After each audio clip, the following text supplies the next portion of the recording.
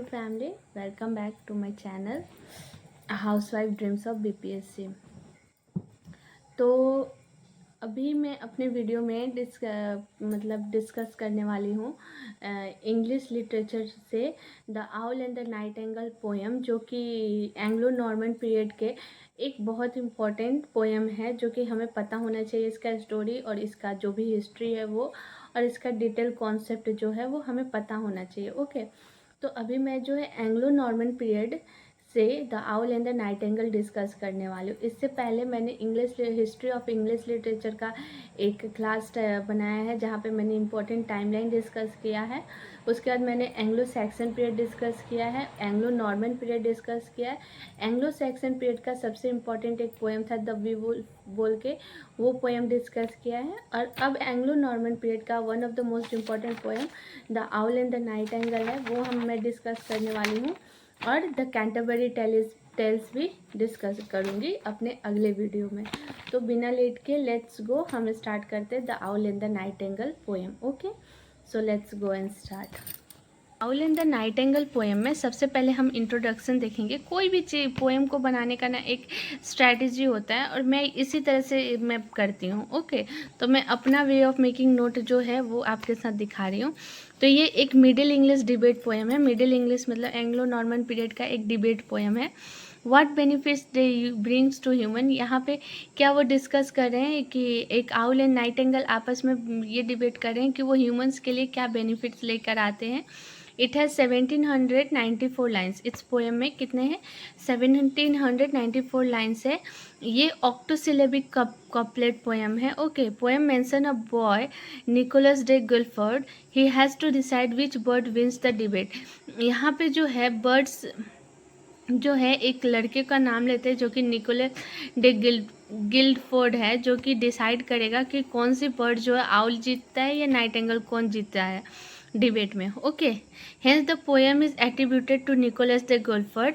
It is set up like a court case. ये एक court case की तरह सेटअप होता है, जहाँ पे एक साइड में आउल है और एक दूसरे साइड में नाइटिंगेल है, और वो एक दूसरे से डिबेट कर रहे हैं अपने अपने खूबियों को लेकर।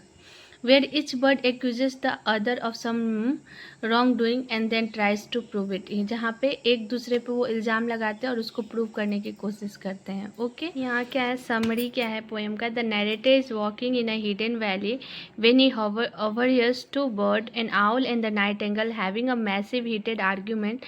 They decides to hold a formal debate to prove who is better, and they choose a man named Master Nicholas of Guildford to be their judge। तो यहाँ पे समरी में क्या है, यहाँ पे नैरेटर जो है एक हिडन वैली की तरफ से जाते हैं और वो सुनते हैं कि दो बर्ड्स, एक नाइटिंगेल और दो आउल जो हैं वो एक हीटेड आर्ग्यूमेंट में एक दूसरे से आर्ग्यूमेंट कर रहे हैं, और वो डिसाइड करते हैं कि कौन ज़्यादा अच्छा है, कौन बेटर है। और इस चीज़ को वो डिसाइड करने के लिए एक मास्टर को चूज़ करते हैं, जिसका नाम होता है निकोलस ऑफ गिल्डफोर्ड। ठीक है, जो कि उनको जज करेंगे कि उन दोनों में से बेस्ट कौन है।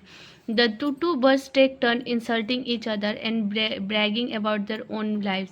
तो वो क्या करते हैं एक दूसरे को इंसल्ट करना शुरू कर देते हैं। ठीक है, तो द नाइटिंगेल का केस है, पहले वो देखते हैं। The wife, she represent joy, love and summer time. Nightingale का वाइफ्स क्या, वो जॉय देती है, लव देती है समर टाइम में। The insult, she calls the owl ugly. वो क्या करता है, इंसल्ट करती है का आउल को, वो आउल को क्या बुलाती है, अगली बोलती है। Says he only come out at night, वो बोलती है कि आउल जो है सिर्फ रात के समय में आता है, because he is creepy and complains that his song sounds like screaming. और वो कंप्लेन करती है कि उसका जो आउल का जो सॉन्ग होता है, आवाज़ जो होता है, वो स्क्रीमिंग के जैसे, जैसे कि चिल्ला रहा हो उस टाइप का होता है। The argument, she claims her singing makes people feel happy. और वो खुद के बारे में ये बताती है कि उसका जो सिंगिंग है वो लोगों को खुश करता है, उनको सोचने पे मजबूर करता है किस चीज़ के बारे में, हेवन की जो ब्यूटी और लव है उस चीज़ के बारे में। तो यहाँ पे आउल जो है नाइटिंगेल जो है आउल को इंसल्ट करता है, अपने बारे में ये आर्ग्यूमेंट देती है। ओके, तो अब आते हैं द आउल केस में। द आउल का केस क्या होता है, he represent wisdom, seriousness and religion. तो आउल बोलते हैं कि वो अपने वो क्या रिप्रेजेंट करता है, विजडम रिप्रेजेंट करता है, सीरियसनेस करता है और रिलीजियन करता है। तो इंसल्ट क्या करता है, he calls the nightingale the chattery and useless. वो नाइट एंगल को बोलता है कि वो बहुत चैटरी है और यूजलेस है। He points out that she only sings about romance and disappear when the weather gets cold. तो ये क्या बोलता है, सी नाइट एंगल को क्या बोलता है कि वो सिर्फ अपने समर में गाती है और वेदर जब कोल्ड होता है, ठंडा होता है, तो वो डिसअपियर हो जाती है, गायब हो जाती है और वो सिर्फ रोमांस के बारे में गाती है। ठीक है, फिर वो आर्ग्यूमेंट क्या करता है, he claims his singing is better because it remind people to repent for their sins. He also argues that he is useful because he catches mice and helps farmers. तो वो अपने आप को क्या बोलता है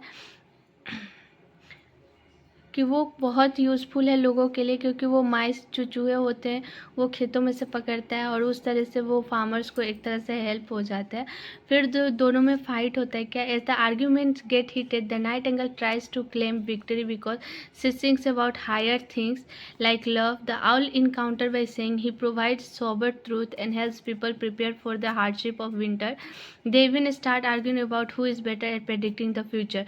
फिर यहाँ पे क्या होता है, उन दोनों में फाइट होता है, एक दूसरे से आर्गुमेंट करते हैं। वो बोलते हैं कि आउल जो है वो बोलता है कि वो लोगों को हार्डशिप के बारे में सिखाता है, विंटर में कैसे सरवाइव करने वो सिखाता है।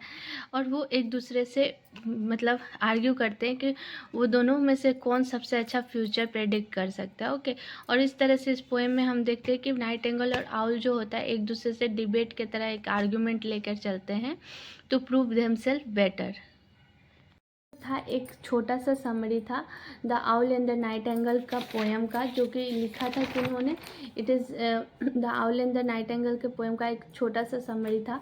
ठीक है, अगर आप टीजीटी इंग्लिश के लिए प्रिपेयर कर रहे हो तो आपका लिटरेचर बहुत स्ट्रॉन्ग होना चाहिए, आपको लिटरेचर के बारे में पता होना चाहिए। इसलिए मैं अभी अपने चैनल पे वीडियोस लेके आ रही हूँ the history of English literature में, जहाँ पे मैं हर एक पीरियड को अच्छे से डिस्कस कर रही हूँ। जितना मेरे से पॉसिबल हो पा रहा है उतना मैं डिस्कस कर रही हूँ। अगर आपको मेरा वीडियो थोड़ा भी यूज़फुल लग रहा होगा तो प्लीज़ मेरे चैनल को आप सब्सक्राइब करो, ताकि मुझे भी थोड़ा मोटिवेशन मिले। ओके, इसके बाद मेरा नेक्स्ट जो वीडियो आने वाला है वो आएगा द एंग्लो नॉर्मन पीरियड से द कैंटरबरी टेल्स के बारे में, जो कि जॉफ्री चौसर का एक बहुत इंपॉर्टेंट पोएम है जो हमें पता होनी चाहिए।